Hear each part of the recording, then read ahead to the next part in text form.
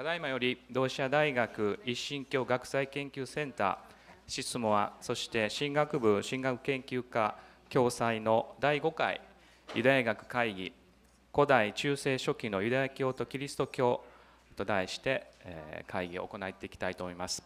この会議はですね、今日明日と2日間のプログラムを予定しておりまして、今日の午後の公開講演会を皮切りに、研究会、そして明日午前中には日本語での研究会、そして午後ですが同じ時間帯1時から3時にピーター・シェーファー先生をプリンストン大学からお招きいたしまして公開講演会を行います。キリスト教出現に対するユダヤ人の反応というタイトルで、講演をする予定です。でまたその後に非公開研究会などがございます。以上2日間のプログラムを予定しておりますので、皆さんにおかれましてはぜひ、今日の公開講演会を楽しんでいただきまして、また明日の午後の公開講演会にも来ていただければと思います。でお手元にですね受付で資料を配布してたと思うんですが、お手元にその資料を見ていただきますと、今日の公開講演会の題名とそしてプログラムの内容が書かれております。約1時間半ほどですね、オーラ・リモール先生から講演をいただきまして、その後30分ほど質疑応答の時間を持ちますので、ぜひ積極的に活発に質問していただければありがたいです。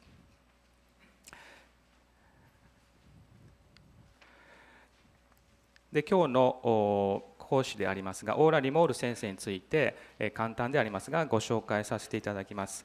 お手元の資料にも講師紹介ということですので略歴が書かれていると思いますが、1979年にエルサレムヘブライ大学にて修士号を取得され、そして1985年にですね博士号を取得されました。その以降ですね、オープン・ユニバーシティ・オブ・イスラエルって書いてますが、ヘブライ語ではハウニベルシタ・ハプトゥーハ大学で、教鞭を取られ准教授教授と現在に至っております。で2005年から2009年は、そこの大学で副学長、そして現在は歴史哲学ユダヤ学学部長を務めておられます。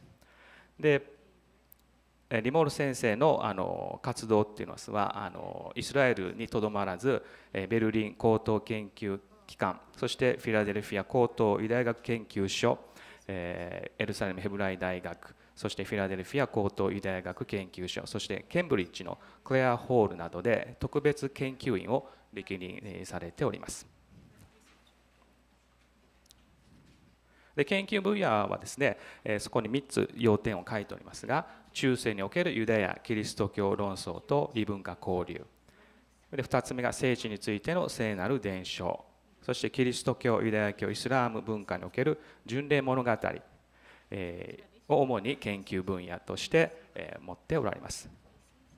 でこの研究分野に関して数多くの著作、また学術論文などがおありです。そして大学生向けの教育面でも活躍されておりまして、大学生向けの教科書を多数刊行されています。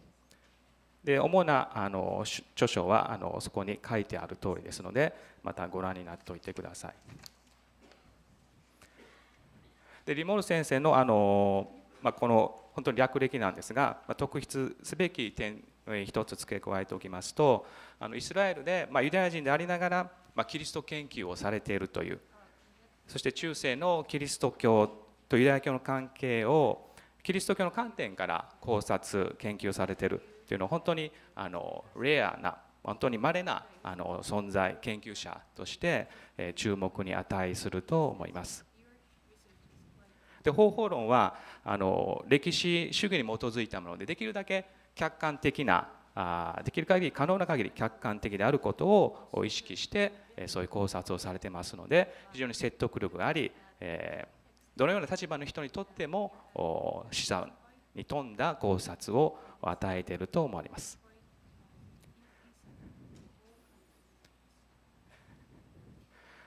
で4ヶ月前にこの大学を退職されたんですが、今は名誉教授として、そして先ほど紹介しました学部長としての大学での要職にもまだ関わっているということをお聞きしました。約30年間オープン大学で奉職されていたということをお伺いしました。で数年前に日本に観光で少し滞在されたようですが、今回が実質上の訪日ということで、先生自身も日本の文化、カルチャーをですね楽しんでおられるということをお伺いしました。簡単ですが、リモール先生の紹介は以上にしておきまして、早速ですが先生にJew and Christians Dialogue Debate Discord ということで、ユダヤ教徒とキリスト教対話論争不和と題して公開講演会をいただきたいと思います。ではユーロム先生、よろしくお願いします。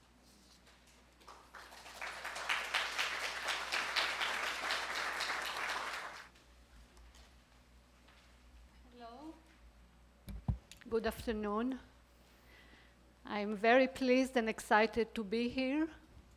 It's a great experience to be in Japan and in Kyoto. I would like to thank SISMOR and the Faculty for Theology for inviting me to this exciting conference. And I would like to thank Professor Murayanam for his nice introduction, which I had by translation. So if the translator was accurate, thank you very much for your kind words. A 12th century Christian text describes two figures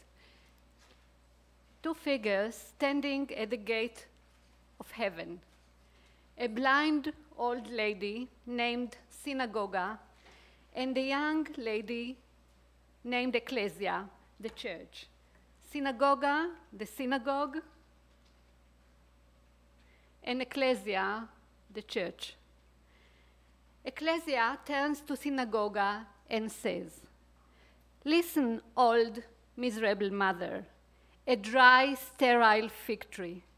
I am not led astray by arid magic, nor have I learned false doctrines, but only the wisdom of Jesus Christ, my bridegroom, that shines for every human being who asks for it.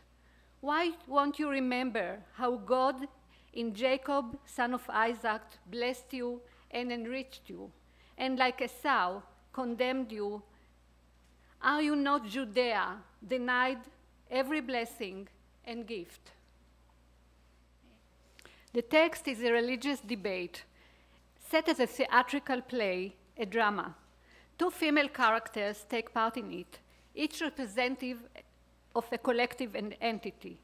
Ecclesia represents Christianity. She is young, confident, and full of herself. She is the triumphant church. Synagoga represents Judaism. She is old, blind, infertile, like a dead tree, defeated. The young church reproaches the old synagogue for her short-sightedness. She alone is to be blamed for her miserable situation. Why can't she see the course of history? Clearly, the two figures are rivals, and yet, while rivals, they are also family. The family language is apparent right from the beginning, when the young ecclesia turns to the old synagoga, calling her mother. True, an old, miserable mother, but still mother, her mother. Ecclesia understands herself to be the daughter of synagoga. She takes pity on her mother, but she is also angry with her. These two figures, Ecclesia and synagoga, are common images in Christian art. We find them in all art media, sculptures, frescoes, painted glass, manuscript illumination, another one. Sometimes they are shown as two queens. Synagoga's crown, can you go back? Another one. Synagoga's crown is falling off her head. Her scepter is broken.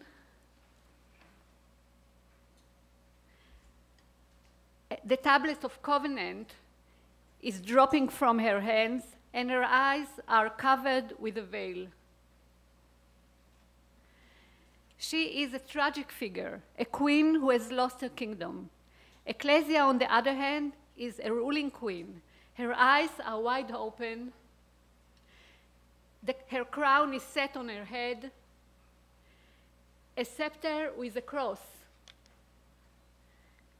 is in her hand. The image of the twin figures of Ecclesia and Synagoga, the church and the synagogue, was a common way to represent Judaism and Christianity, but not the only way. In Christian literature, Judaism and Christianity were often presented as biblical pairs: two brothers, Jacob and Esau, or Cain and Abel; two sisters, Leah and Rachel; or two rivals, David and Saul, Sarah and Hagar.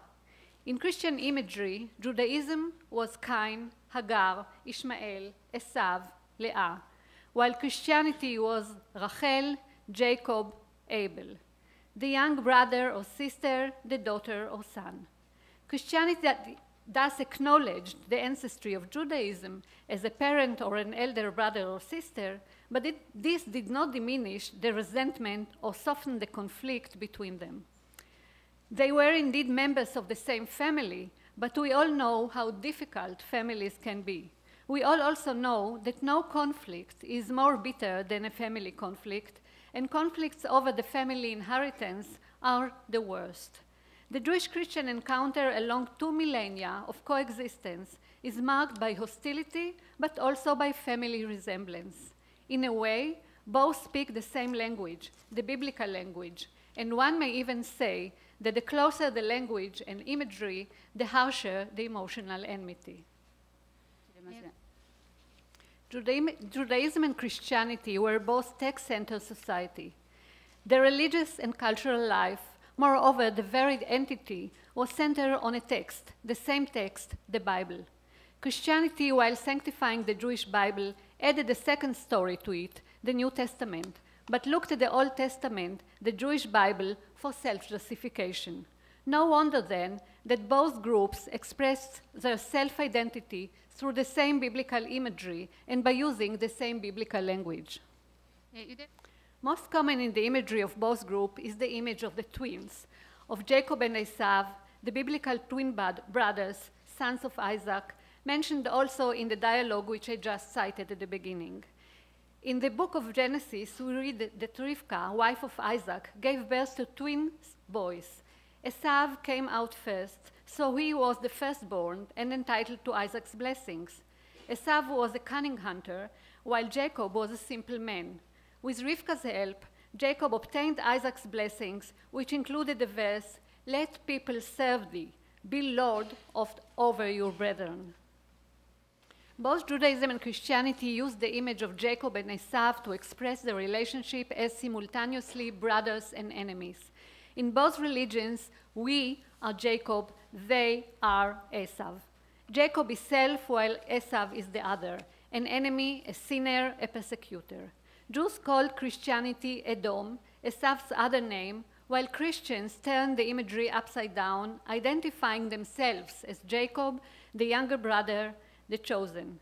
According to them, at first, the Jews were the chosen people, but after rejecting Jesus, they lost their special status in the eyes of God to the Christians. As we all know, Jacob's other name was Israel, and this became the name of the ethnic, religious, and cultural entity of the Jews. But according to Christianity, the Jews are Israel only in the flesh, that is, genetically, while the Christians are the new Israel, Israel in the spirit. And as the spirit is superior to the flesh, Christianity is superior to Judaism. Christianity sees itself as the true Israel, Verus Israel in Latin. The seniority went from the Jews to the Christians, as it did from Esau to Jacob. The rivalry as to who is Jacob and who can be identified as Israel is primeval, and its roots can be found in the New Testament in Paul's epistles. For they are not all Israel which are Israel. Neither because they are the seed of Abraham are they all children, but in Isaac shall thy seed be called. That is, they which are the children of the flesh, these are not the children of God, but the children of the promise are counted for the seed. The concept of Verus Israel, the true Israel, became a cornerstone of Christian theology and its attitude towards the Jews. God's words to the pregnant Rivka were read as a prophecy that foretold the relationships between Christianity and Judaism for generations to come. Two nations in your womb, and the elder shall serve the younger, as said in Genesis.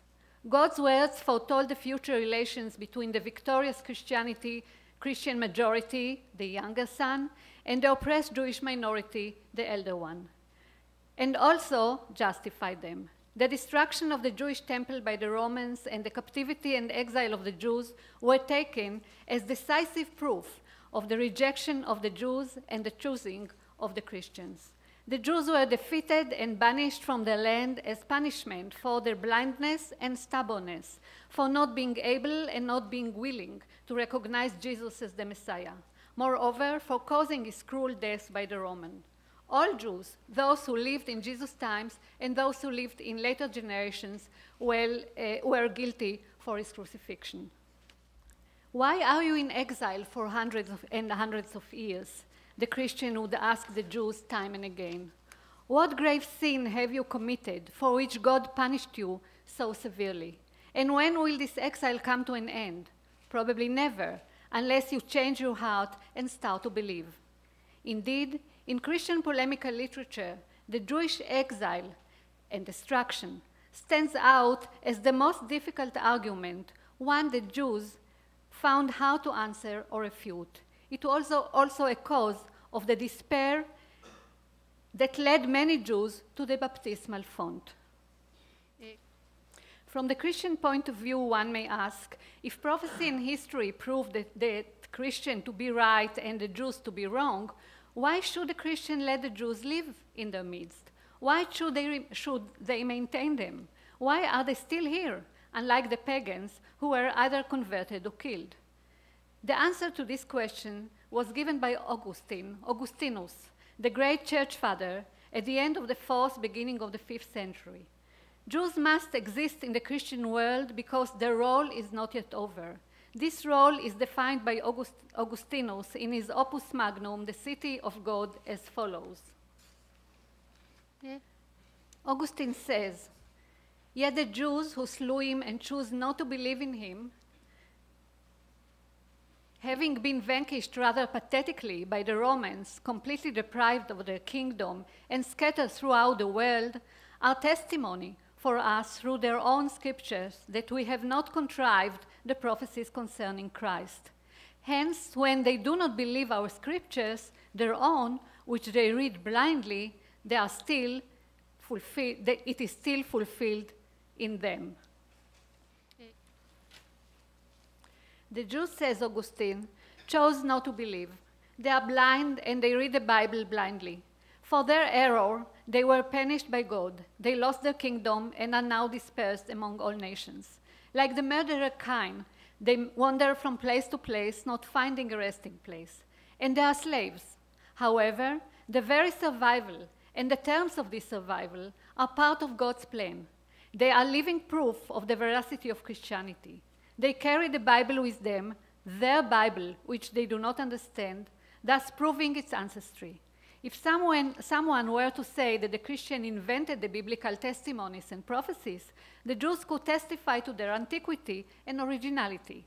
Moreover, their dispersion among the nations and their enslavement in Christian territories are proof of their error and of the truth of Christianity. Augustine's doctrine of the Jewish witness laid the foundation for the Christian attitude toward the Jews in both its aspects. On one hand, the Jews are allotted a place within Christian society. They are not to be killed, lest they won't be able to provide testimony on behalf of the Christians. But they must also be scattered, exiled, and humiliated. Christians must ensure their survival as well as their dispersion, thus demonstrating their error and the punishment for it. In Augustine's time, it would seem, Christians despaired of the hope that all Jews would soon be convinced by the Christian message and convert. His Jewish witness doctrine should be understood as a theological explanation of a historical situation, that is, the Christian failure to convert the Jews. Indeed, by Augustine's time, the ways were parted, and the Jews remained unbelievers, but this was God's plan, says Augustine, and it had a reason. Augustine's doctrine shaped the Jew as a hermeneutical entity whose very raison d'etre was to fulfill Christian needs. Historically, however, this doctrine allotted the Jews a place in Christian society and secured some kind of tolerance toward them. Although a suppressed minority, they were also treated, not always unfortunately, with some respect due to their ancientness, their books, and their arcane knowledge. Hieronymus, a doctor of the church and the greatest biblical scholar of late antiquity, a contemporary of Augustine, taught the Christians that the Hebrew version of the Bible was superior to the translated version, and that in order to understand it properly, the Christian need the help of the Jews. This is the famous Hebraica Veritas, Hebrew truth concept. Although the Jews belong to the past, the Christian relied on their authority with regard to Hebrew language, to the meaning of the biblical verses, and to geographical knowledge of the Holy Land. In Christian eyes, the Jews were still their father or their elder brother, and their ancestry was much needed, if not always appreciated. Jewish existence and survival in the Christian world depended on a delicate equilibrium formulated by Augustine and the theologians and popes who followed him, in which the Jews were both sinners and sages, punished for the sins but tolerated for the knowledge and ancestry. This sophisticated formula served as a kind of explanatory frame for Jewish-Christian relations, at least until the 12th century. We must remember, however, that here we are trying to draw a big picture, a picture that is clear and understandable. But history is also, and perhaps mainly, an accumulation of events and processes, of many details that do not always fit into the big picture. What prevails, tolerance or suppression, is not only a theological question. The answer to the question can be found also, or even mainly, in political, economical, and sociological factors.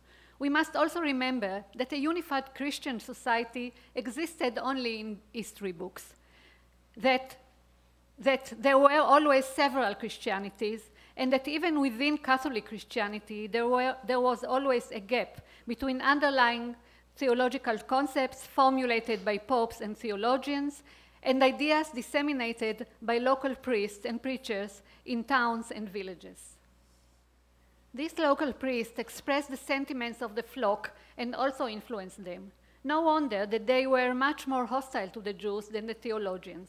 Thus, for example, when in 1096, during the First Crusade, the flourishing Jewish communities of the Rhine Valley were persecuted by the Crusaders and confronted with the choice between baptism and death, it was the bishops who tried to defend them. According to Christian teaching, conversion should be made out of sincere conviction and not out of coercion.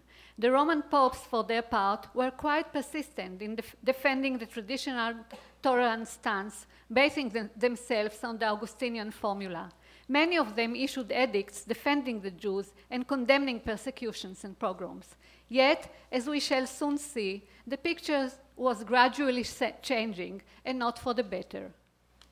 What then was the debate between Jews and Christians? What did they agree on and what did they disagree about?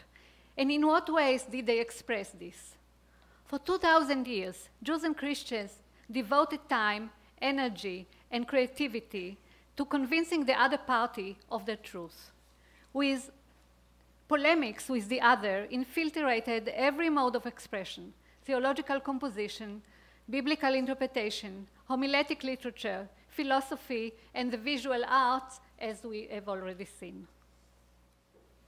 Christianity also expressed its polemical argument in a special genre, the adversus Judaeus or contra Judaeus genre, against the Jews. Hundreds of works, long and short, were written within this framework over the centuries. The Jews answered with a genre of their own, termed the victory literature. But anti-Christian arguments can also be found in other forms of expression: liturgy, poetry, biblical commentaries, and more. Many of the polemical works were written as a dialogue between a Jew and a Christian. In the Christian literature, the Jew asks and the Christian answers. In the Jewish literature, the Christian asks and the Jew answers. In both, the questions are short and the answers are long, and in many, the debate closes with a happy ending, the surrender of the opponent and his conversion. We can briefly and schematically summarize the main topics of the debate as follows. First, the deity. Both Judaism and Christianity define themselves as monotheistic religions, believing in one God who created heaven and earth, but Christianity adds to this belief the mysteries of the Trinity and the Incarnation. God has three persons: the Father, the Son, and the Holy Ghost. The Son was incarnated, that is, he came down to earth in the flesh as a human being to suffer and die for the atonement of humanity. Is God one or is he three? Is he divine or human? The gap between the two alternatives could not and cannot be bridged. Second, the Messiah. Both religions believe that the Messiah will come to redeem human being, or at least the believers. But while the Jews believe that the Messiah is yet to come in the future, the Christians believe that Jesus was the Messiah, that he came down to earth and ascended back to heaven, and that he will come again at the end of times to redeem humanity. Third, Jewish exile. We have already touched on this very painful issue for the Jews. Both Jews and Christians agreed that the Jewish exile was a punishment for sins. The disagreement was about for what sin? The Christians claimed that the Jews were punished because they caused Jesus' crucifixion and for their stubborn disbelief in him. The Jews agreed that they were punished, but it was for not observing God's tenets. They indeed sinned, but not that sin.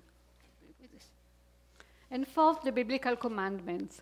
While both religions are based on a sacred text, the same sacred text, that is the Bible, they read it differently. The Jews believe that the biblical commandments, for example, circumcision and the dietary laws, are binding forever and ever and cannot be changed. The Christian, on the other hand, asserted that the commandments were valid and important in their time, but after the coming of Jesus, they became superfluous, and observing them is even a sign of disbelief. Jesus' grace, gratia, replaced the law, lex, and made it null and void. The Christians also read the commandments as allegories. This reading was in keeping with an overall system that called forth a spiritual understanding of the sacred text, instead of a verbal or historical one. Believers should not circumcise their body, but their hearts. That is, repent of their sins, said Christian authorities.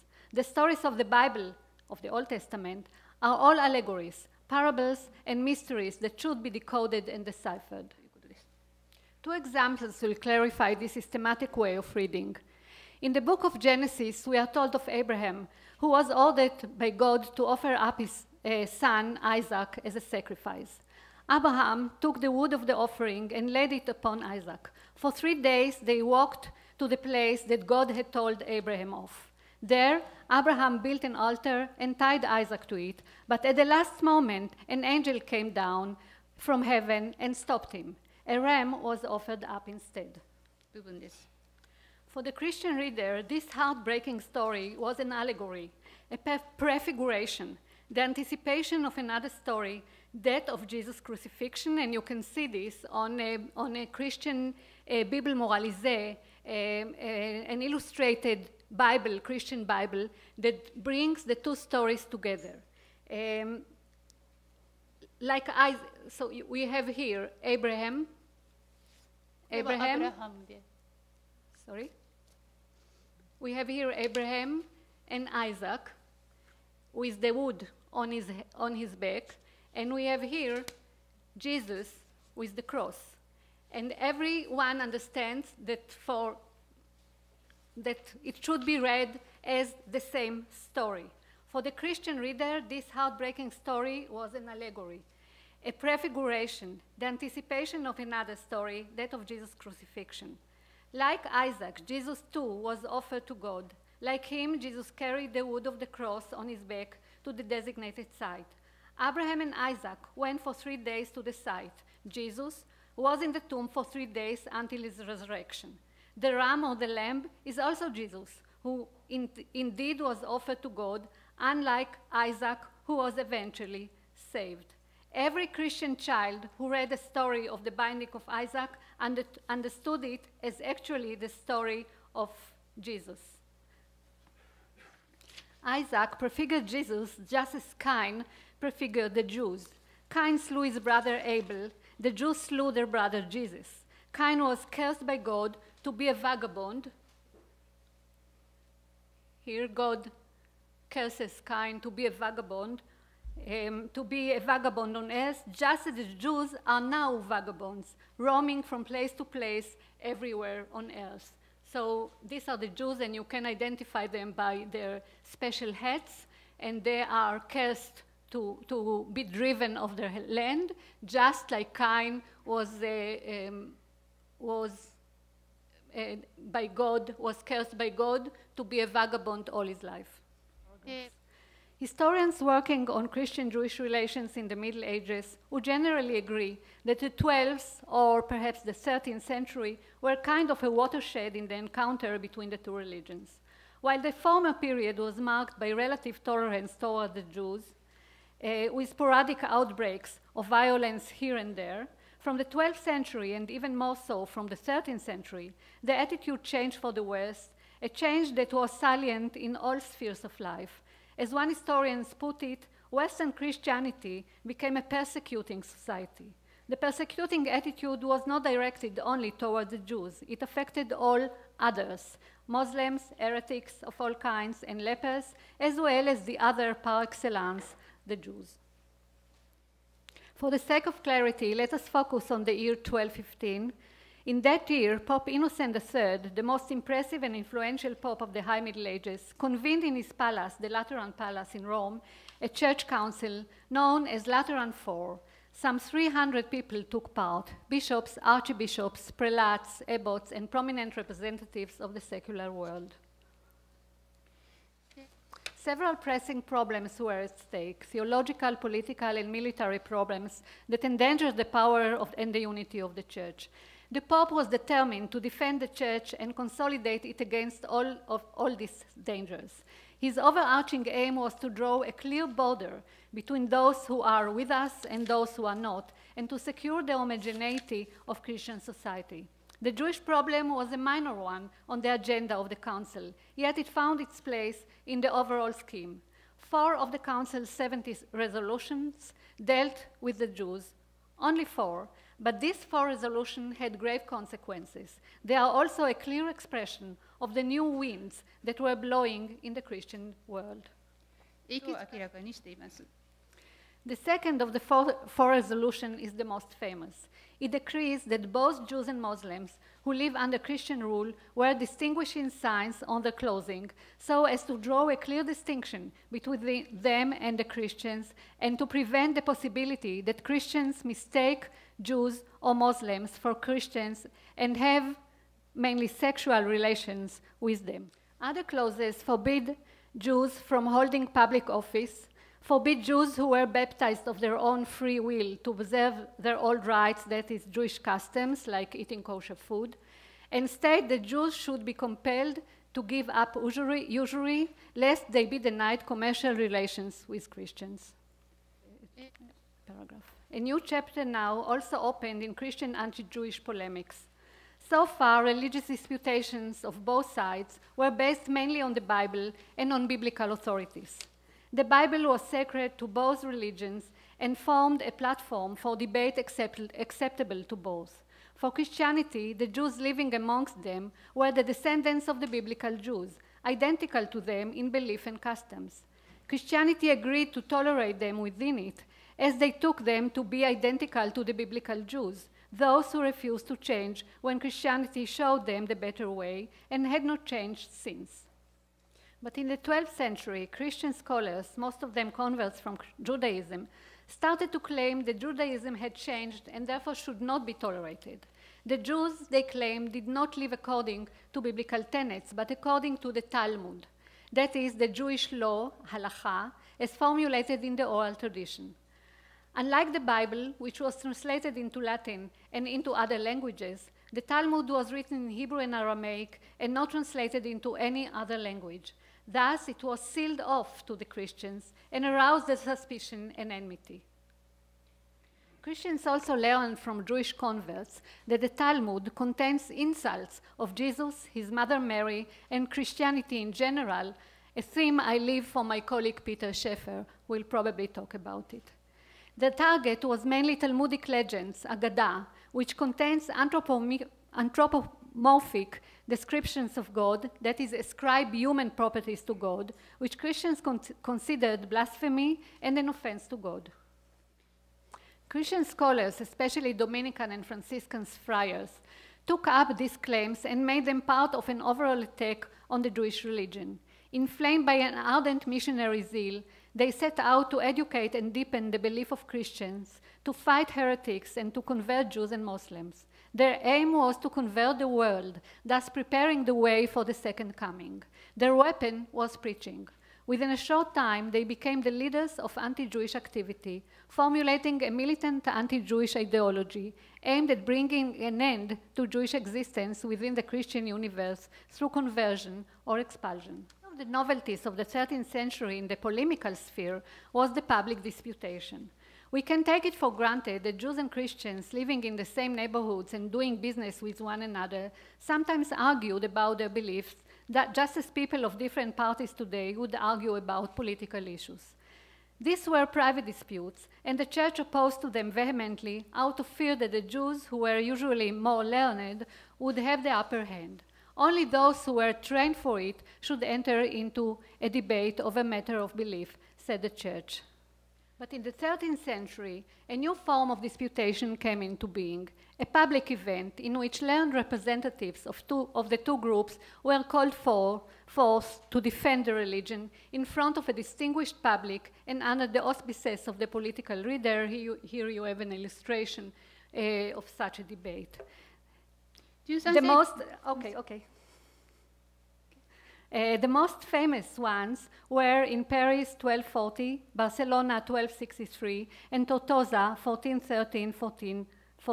These disputations were orchestrated by the Mendicant orders as a trial in which the Jews had to answer questions put to them by the Christian protagonists, but could not interrogate the Christians or attack Christians' beliefs. The deterioration of Jewish status in Western Europe that started, as we have seen, in the 12th century, had varied manifestations, like, for example, the obligatory wearing of distinctive clothing or living in separate quarters. The rise of the town and the new flourishing of regional and international commerce brought forth a new commercial stratum that replaced the Jews as merchants and pushed them to money lending. While Christianity condemns usury, the increasing need for cash money in a growing economy was answered by Jewish monetary activity. Jewish money lending became indispensable and abominable to the same degree. In the religious sphere, new devotional expressions that became dominant in the late Middle Ages had serious and even frightening consequences for medieval European Jews. This new form of devotion put an emphasis on the suffering of Christ as a human being and the compassionate grief of Mary, his mother. Consequently, it deepened anti-Jewish feelings as Jews were held responsible for Christ's passion and Mary's grief. The old myth of the Jews as Christ killers now received weight and importance and had an impact that it never had before. This was a potent myth, replete with hundreds of dramatic pictorial representations, religious dramas, scholarly tractates, and all kinds of literary expressions. And it gave birth to fantasies about Jewish evil, awful fantasies that cast their dark shadow on Jewish life and became a mortal threat to their very existence. The most famous of these fantasies was the blood libel, with its multifaceted expressions. Ritual murders, Jews kill Christians, mainly young Christians, boys, for ritual purposes. Blood libel, Jews kill Christians in order to use their blood for liturgical purposes or for sorcery. Desecration of the host, Jews steal the sacred Eucharist wafers and stab or otherwise desecrate them in order to insult Jesus and Christianity. All these libels fall back on the Christ killer's myth that holds the Jews responsible for Jesus' cruel death on the cross. To the 3 Ds of this lecture, dialogue, debate, discord, we can now add a 4th, demonization. Once these libels struck root in Christian imagination, it was almost impossible to uproot them, and their repercussions exist to this day. The hope that with the Enlightenment and secularization, the black shadows of past myths and superstition would completely disappear proved wrong. Not all Christians believed in such myths. Popes, kings, and scholars tried to defend the Jews, showing the absurdity of the libels and calling to maintain the old order, but with little success. Gradually, Jews were pushed to the edges of society, losing any kind of legitimacy. They were prey to pogroms and harsh legislations, confined to small neighborhoods and to certain professions, objects of violent preaching, and victims of forced conversion. In most countries, the process terminated with expulsion. From the late Middle Ages, the center of European Judaism moved eastward to Poland, Russia, and other Eastern countries. But these developments are outside the scope of this lecture, as is the relationship of the Reform movement, Protestantism, toward the Jews. Happily, this is not the last chapter in the story, and I can end my talk with a more optimistic view. In 1961, Pope John XXIII convened a council in his palace at the Vatican, known as the Second Vatican Council or Vatican II. It was time, the Pope said, to open the windows of the church to let in some fresh air. One of the declarations of the Council, known as Nostra Aetate in our age, deals with the relations of the church with non-Christian religions, among them the Jews. This declaration was promulgated in 1965, some 20 years after the end of Second World War, when its horror, especially with regard to European Jewry, the Shoah, had become evident. Here are some excerpts from the declaration. Second and third paragraphs only. True, the Jewish authorities and those who followed the lead pressed for the death of Christ. Still, what happened in his passion cannot be charged against all the Jews without distinction, then alive, nor against the Jews of today. Although the church is the new people of God, the Jews should not be presented as rejected or accursed by God, as if this followed from the Holy Scripture. Furthermore, in a rejection of every persecution against any man, the church, mindful of the patrimony she shares with the Jews, and moved not by political reasons, but by the gospel's spiritual love, decries hatred, persecutions, displays of anti-Semitism directed against the Jews at any time and by anyone. Let's hope that this call is answered by all. Thank you very much. ありがとうございました。